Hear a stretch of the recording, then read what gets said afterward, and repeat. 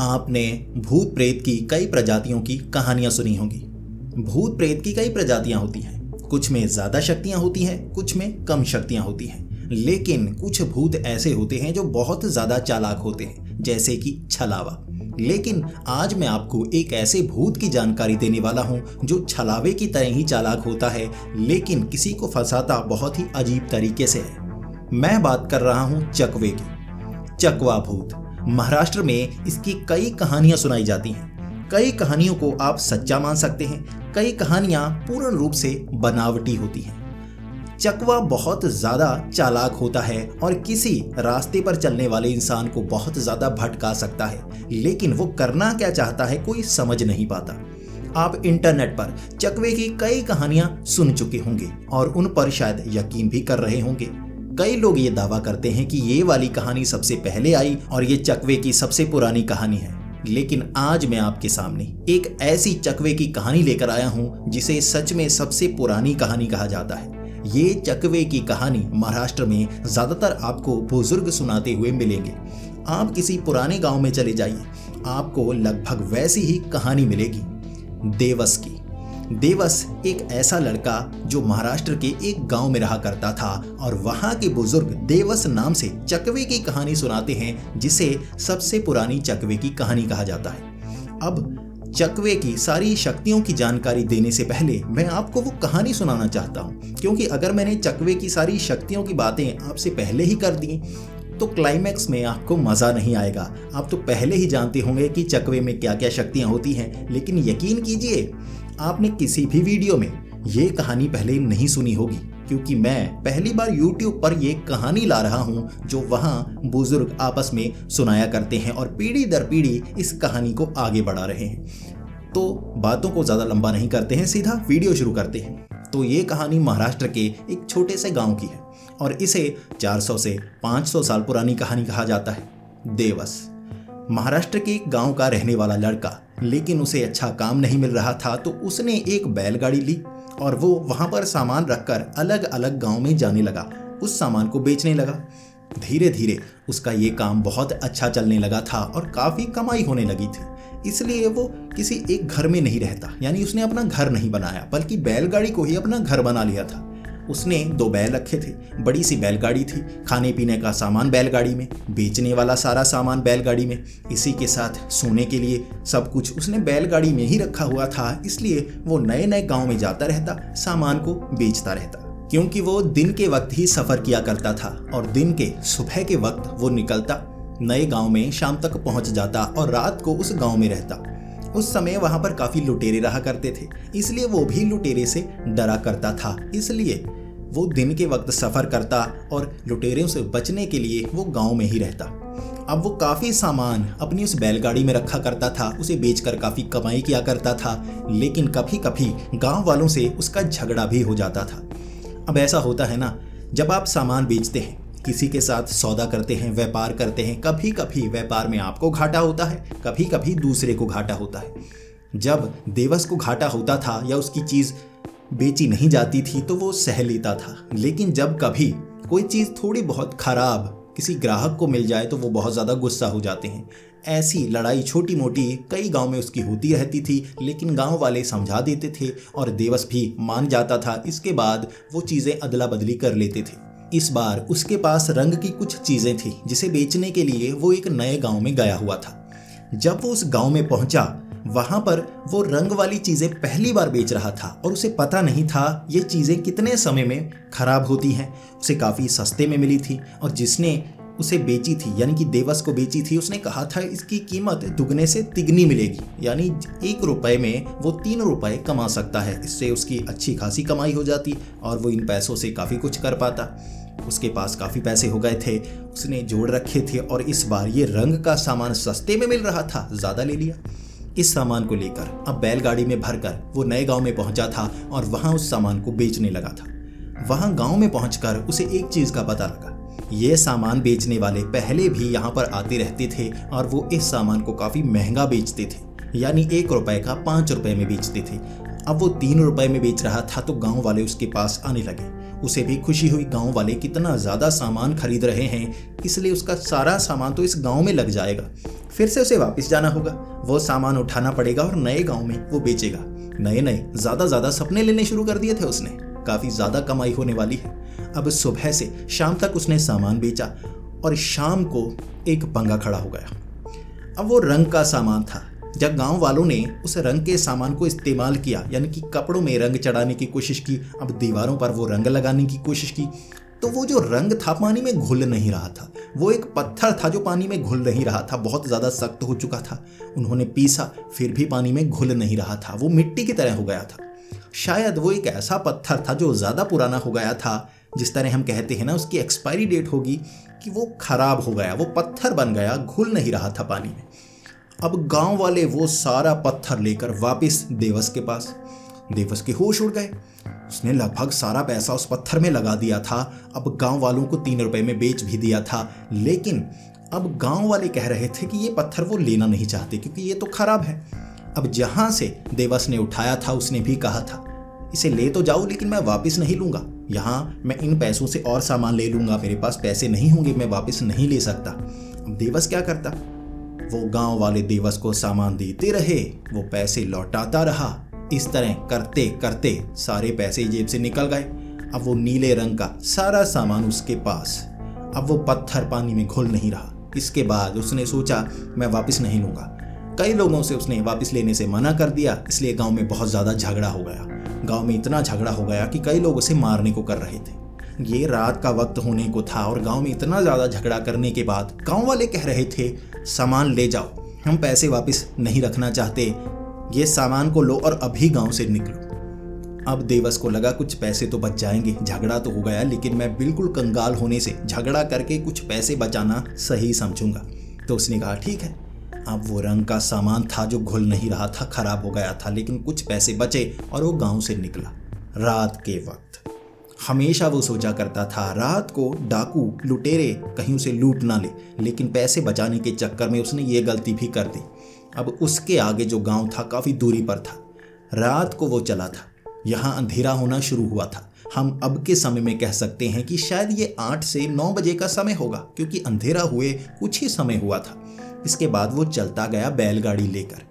अब वो रास्ते पर चल रहा था, उस समय सड़कें नहीं हुआ करती थी, ऐसे ही घोड़े बैलगाड़ियों के लिए वो सड़कें नुमा रास्ते बने हुए होते थे, वहाँ से वो जा रहा था। बारिश पड़ती तो ये रास्ते खराब हो जाते, लेकिन अभी तो ये ठीक थे। मौसम थोड़ा सा खराब था, हवा चल रही थी और वो जल्दी से इस रास्ते को कवर करना चाहता था।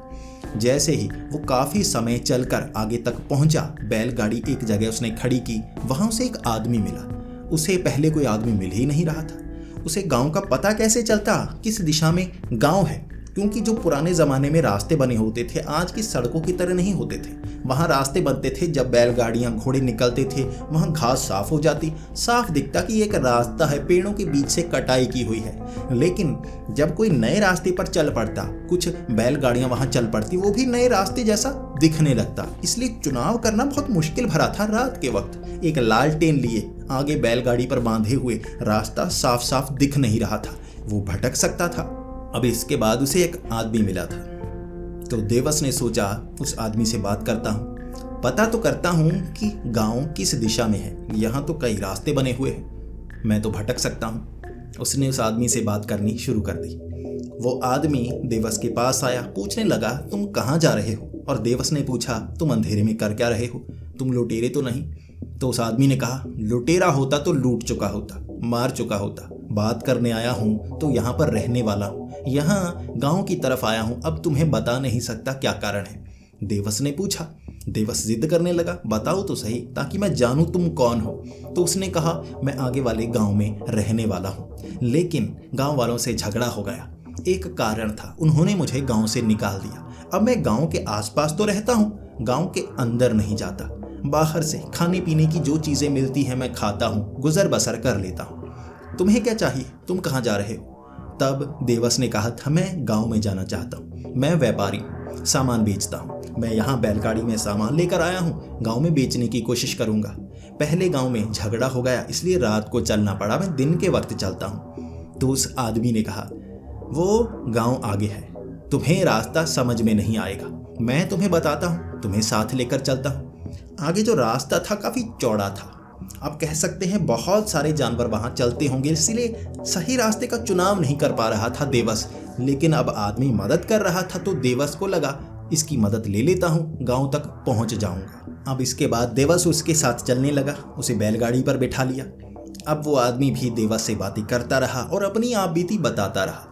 गांव वाले मेरे साथ बहुत ज्यादती करते हैं, गांव में घुसने ही नहीं देते, क्या करूं?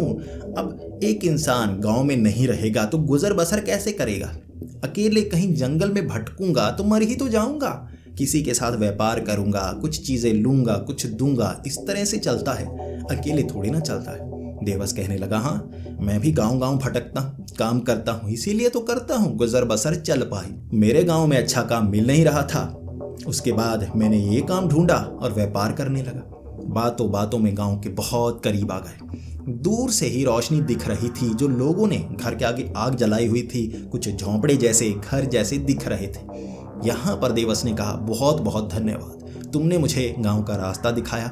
अब मैं इस गांव में रुकूंगा, यहीं पर सोऊंगा, कल व्यापार करूंगा और आगे निकल जाऊंगा। मैं तुम्हारा धन्यवाद कैसे करूं? क्या तुम्हें कुछ खाने को चाहिए? तो उस आदमी ने कहा, देखो खाना किसी अजनबी का मैं खा नहीं सकता, मुझे गांव से इतना प्यार है, गांव का ही खाना खाना चाहूंगा। इसके बाद देवस ने कहा, मेरी मजबूरी है, मैं गांव का नहीं हूं, खाना कहां से ला कर दूं? मैं किसी घर में जाता हूं, उनसे मांगता हूं, ला कर देता हूं। तो उसने कहा, मांगा हुआ मैं लूंगा नहीं, भले ही कोई फेंक जाए उसे उठाकर खा लूंगा, लेकिन कोई तरस खाकर देगा मैं नहीं खाऊंगा, मैं इनसे जैसे नाराज हूं। तो देवस ने कहा, अब मैं क्या करूं, कैसे ला कर दूं? किसी से मांग नहीं सकते, छीन नहीं सकते, मेरा तुम खाओगे नहीं, तुम्हारी भूख कैसे मिटाऊं? तो उसने कहा, एक तरीका है, तुम्हें इस गांव के बाहर लोगों द्वारा पीपल के पत्ते पर रखा हुआ खाना मिलेगा। यहाँ पर जब कोई मर जाता है, उसके मरने के बाद जानवरों को खिलाने के लिए खाना रखा जाता है। मैं वो खाना खाता रहता हूँ, लेकिन अब गांव के पास कोई मुझे देख ले तो मारने के लिए आता है। तुम ये काम मेरे लिए कर सकते हो, उस पीपल के पत्ते को उठाकर लाओ, जो खाना है मुझे खिला देना। अब देवस समझ नहीं पा रहा था, इस तरह रखा हुआ खाना जानवरों के लिए शायद खराब भी होगा, वो क्यों मांग रहा है। देवस को लगा, चलो कोई बात नहीं, इसने मदद की है, मैं भी करूँगा। वो उस गांव में गया, बैलगाड़ी लगाई और ढूंढने लगा पीपल का पत्ता। गांव के आसपास लालटेन लिए वो ढूंढता रहा और एक जगह उसे पीपल के पत्ते पर रखा हुआ खाना मिला। अच्छा खाना था, वहाँ फल भी थे। वो पीपल का पत्ता उठाकर लेकर आया और उस आदमी को दे दिया। अब वो आदमी बहुत ज़्यादा खुश और वो सारा खाना खा गया और देवस की तरफ देख कर कहने लगा, तुम मेरी अगर यहाँ जब तक हो ये मदद कर दो तो बहुत अच्छा रहेगा। तुम कितने दिन यहाँ पर रहने वाले हो? तब देवस ने कहा था, पैसे मेरे पास कम है, यहाँ गांव में लोगों के काम करूँगा कुछ दिन, उसके बाद ज़्यादा पैसे आएंगे, उन पैसों से सामान खरीदूंगा, तब व्यापार कर पाऊंगा। अभी व्यापार के लिए भी पैसे नहीं है मेरे पास, तो कुछ दिन मैं बिताऊंगा। मैं रात को निकला करूंगा, पीपल के पत्तों पर पड़े हुए खाने को तुम्हारे लिए ला दिया करूंगा। हर रोज रखते हैं?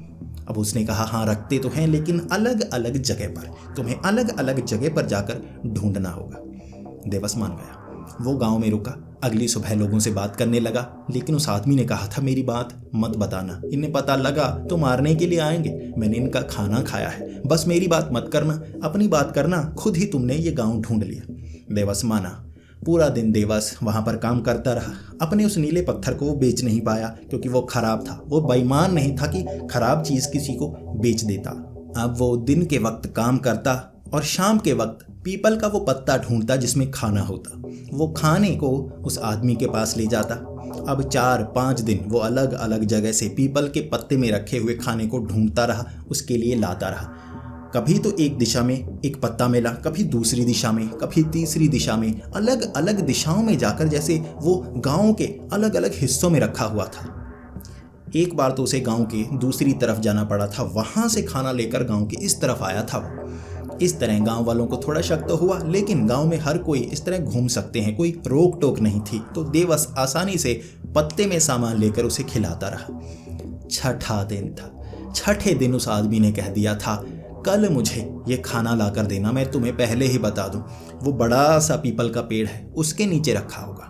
उसके नीचे रविवार के दिन सबसे स्वादिष्ट खाना रखा जाता है, वो ला देना। ज़्यादा होगा, किसी बड़े कागज के टुकड़े या किसी चमड़े के ऊपर रख कर ला देना, बस मैं खुश हो जाऊंगा। 1 हफ्ता अच्छा खाकर निकाला मैंने। देवस ने कहा ठीक है। देवस समझ नहीं पाया था। इसके बाद देवस ने लोगों से बात करने की कोशिश तो की दिन के वक्त, लेकिन उस आदमी की बात बताई नहीं गई और गांव वालों ने भी ज्यादा बात नहीं की। इसके बाद देवस रात को उठा, एक बड़ा सा चमड़ा लेकर आया।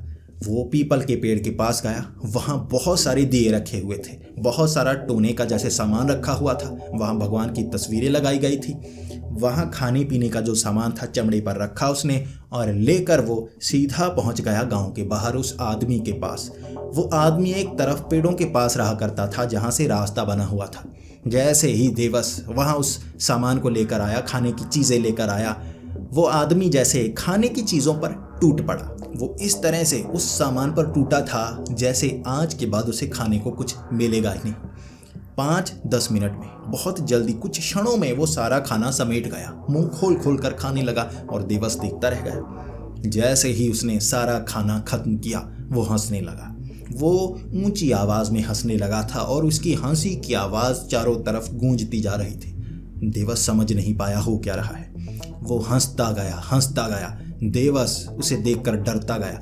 गांव वाले यहाँ पर आ जाएंगे, मुझे तुम्हारे साथ देख लेंगे तो वो जैसे मुझे तुम्हारा साथी समझेंगे, मुझे मारने की कोशिश ना करें, गांव से ना भगा दे। लेकिन वो आदमी हंसता गया, इतनी ऊंची ऊंची कि उसका चेहरा बदल गया। वो इतना मुंह खोलकर हंस रहा था कि उसका मुंह भी फट गया और उसके दांत दूर दूर हो गए, जैसे वो जिंदा हो ही ना। उसने अपनी बाजू पीछे की तरफ मोड़ ली थी, यानी कि हड्डियां जैसे उसके कंधे उतर गए थे, हड्डियां टूट गई हों। इस तरह से हंसता जा रहा था। पूरे गांव में वो आवाज गूंजी थी, पूरे गांव में इस तरह से वो आवाज गूंज रही थी जैसे कोई शैतान हंस रहा हो और उसका काम पूरा हो गया हो। गांव वाले अपने अपने घर से बाहर आ रहे थे। अब देवस भागता हुआ गांव वालों की तरफ गया, क्योंकि उसे भी उस आदमी से डर लगने लगा था। भागता हुआ गांव वालों के पास। गांव वाले लालटेन लिए घर के बाहर निकले, और जब गांव वाले बाहर निकले बहुत ज्यादा डरे हुए। देवस ने कहा क्या हुआ, ये कौन है जो हंस रहा है। वो बताना नहीं चाहता था वो उस तरफ से आया है। लोगों ने कहा चकवा जो गांव की सुरक्षा के लिए गांव के बाहर रहता है। वो अगर गांव के अंदर आया तो नुकसान करेगा, गांव के बाहर रहा तो गांव वालों को बचाता है। लुटेरे चोर यहाँ अंदर आ नहीं पाते। चकवे अच्छे भी होते हैं लेकिन चकवे बुरे भी होते हैं। ये चकवा बाहर इस तरह रखा जाता है कि हर रोज खाना किसी एक दिशा में रखना होता है जिससे गांव की सुरक्षा हो, लेकिन ये चकवा उस खाने को खा नहीं सकता। गांव में अगर कोई मदद कर दे तो चकवा उस खाने को खा सकता है। इसकी हंसी बयां कर रही है।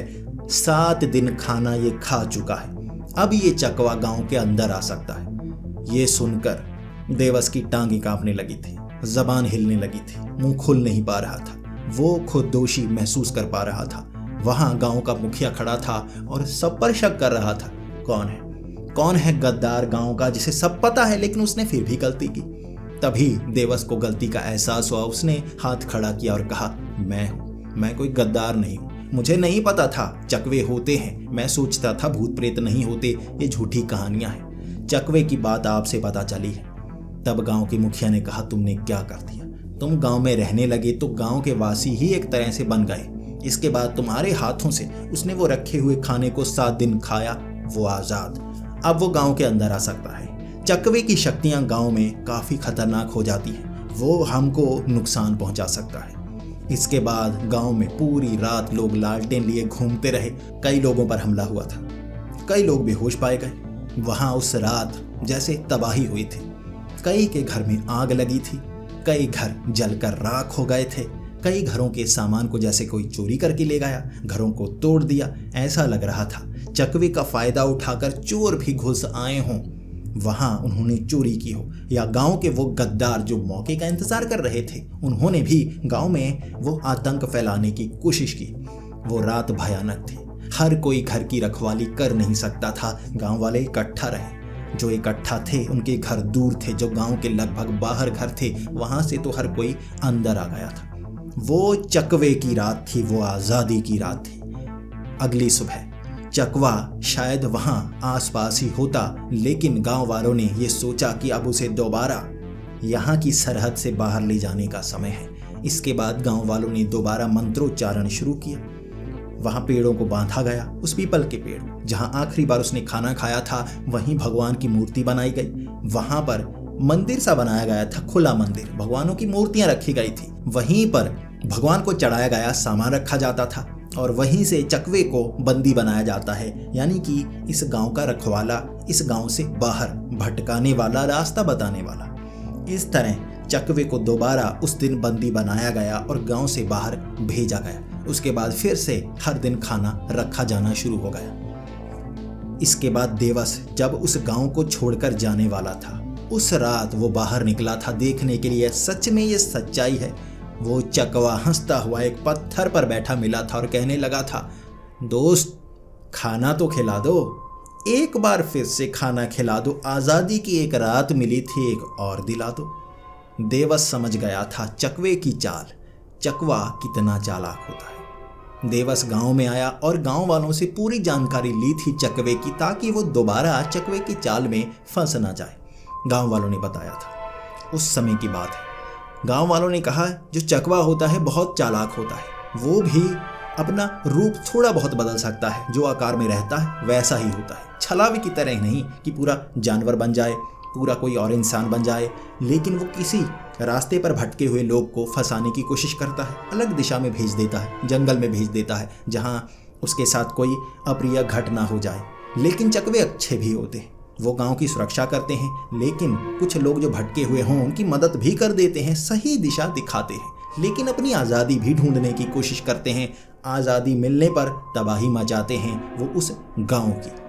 और दिन के वक्त चकवे की शक्ति खत्म हो जाती है। चकवा साधारण इंसान की तरह, जैसे भूला भटका, बीमार, बूढ़ा, ऐसा बनकर घूमते रहते हैं और बार बार शक्तियों से गायब भी हो जाते हैं। दिन के वक्त चकवा बचता रहता है, रात को लोगों को बचना पड़ता है। ऐसा भूत होता है चकवा। दोस्तों, मैं आशा करूंगा कि आज आपको इस कहानी में बहुत कुछ जानने को मिला। मैंने चकवे की जानकारी भी दी और वो पुरानी पहली कहानी भी आपको सुनाई जो आपको YouTube पर नहीं मिलेगी। भले ही आप जितना भी ढूंढने की कोशिश कीजिए, आज की तारीख से पहले वाली तारीख की कोई YouTube वीडियो नहीं मिलेगी। इसके बाद इसकी कई कॉपीज़ मिलेंगी। कई यूट्यूबर्स इस कहानी की कॉपी करेंगे और अपनी वीडियो बनाने की कोशिश करेंगे। लेकिन अगर आपको ओरिजिनल स्टोरीज और ख़ास कहानियाँ मेरी आवाज़ में सुनना पसंद है तो इस चैनल को सब्सक्राइब कर लें। ये वीडियो अच्छी लगी हो तो इसे लाइक करें, अपने दोस्तों के साथ शेयर करें। अगर आपके दोस्त भी हॉरर स्टोरी लवर्स हैं तो उन्हें शेयर कीजिए। मैं नई नई कहानियाँ आपके लिए लाता रहता हूँ। और अगर आपको इससे भी बड़ी लॉन्ग हॉरर पॉडकास्ट स्टोरीज पसंद हैं तो डर एक एहसास और डरावनी रातें मेरे 2 चैनल्स हैं, उन्हें भी सब्सक्राइब कर सकते हैं। तो मिलते हैं अगली वीडियो में, तब तक के लिए डरते रहें।